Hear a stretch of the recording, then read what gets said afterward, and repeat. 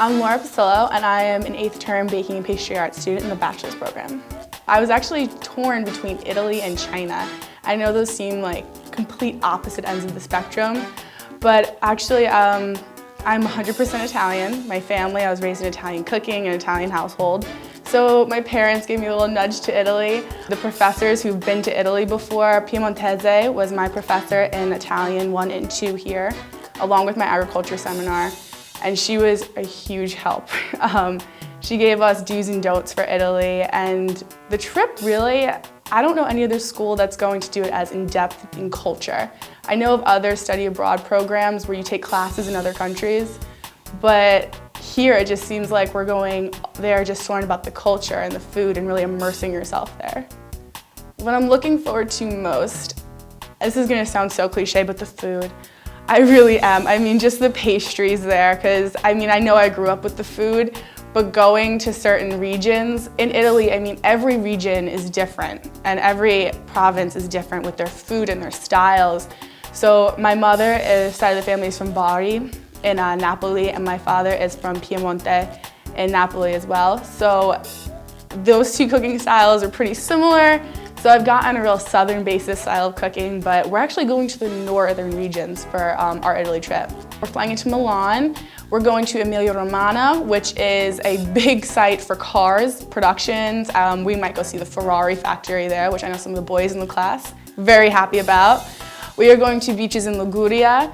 It's actually a seaside province, so there's gonna be a lot of seafood there. I think we're doing a salt tasting there. We're going to a basil plant and an olive oil factories. We're going to actually go and see where they make prosciutto, the actual ham hocks going through the production.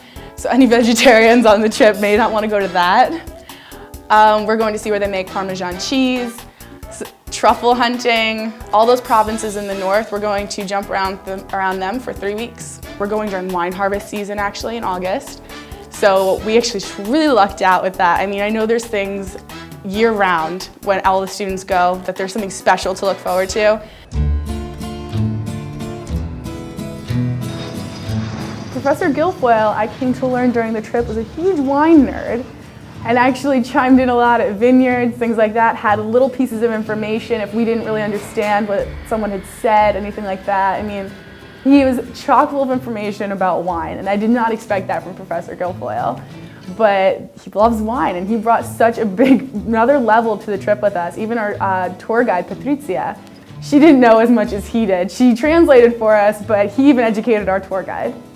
Being able to see some of the pastries that my mother cooks at home and the things that we've learned in the bake shops here, learning that I can still make the things traditionally, that the way that they're meant to be made instead of doing it in a production kitchen for 150 covers that night. We ate at so many restaurants there that served a large group of people at a time.